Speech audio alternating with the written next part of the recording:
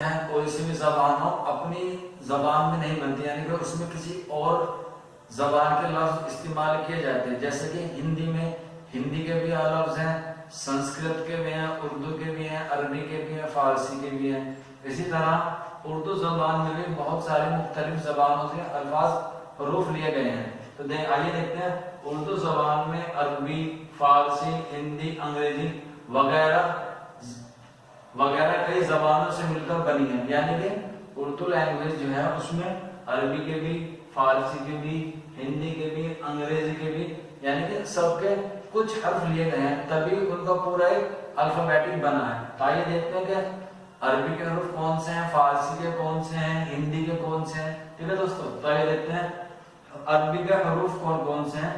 فا، ح، ذال، صاد، ظال، طا، ظا، عین اور کاف. یہ کون سی ہیں؟ یہ عربی لینگویج سے لیے گئے ہیں اردو میں. ٹھیک ہے، اب بات کرتے ہیں حروف ہندی کی، جو ہندی سے لیے گئے ہیں ٹا، ڈا اینڈ ڈا. ٹھیک ہے دوستو، فارسی میں کیول ایک یہ والا تھا.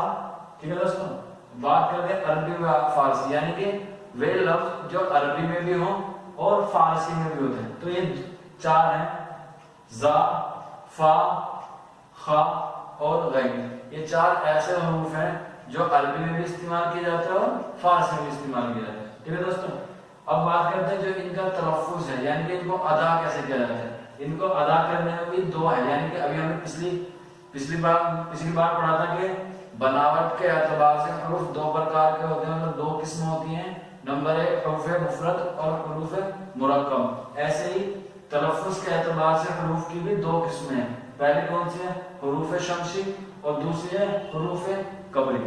ٹھیک ہے دوستو، اگر اس میں کچھ سمجھ میں نہ آ رہا ہو تو آپ مجھ سے کمنٹس میں پوچھ سکتے ہیں. ٹھیک ہے دوستو، اگر کوئی غلطی یا کوتاہی ہو تو اس کے بارے میں آپ ہمیں بتا سکتے ہیں ہمارے کمنٹ باکس میں. ٹھیک ہے دوستو، تو بتائیے کہ ہمارے ویڈیو کیسے لگا. اس کو آپ لائک کیجیے، کمنٹس کیجیے اور اپنے دوستوں میں شیئر کیجیے. ٹھیک ہے دوستو، اور ہمارے چینل کو سبسکرائب کرنا نہ بھولیں اور ساتھ کے ساتھ سبسکرائب کرنے کے بعد بیل آئیکن نہ دبانا بھولیں. شکریہ دوستو.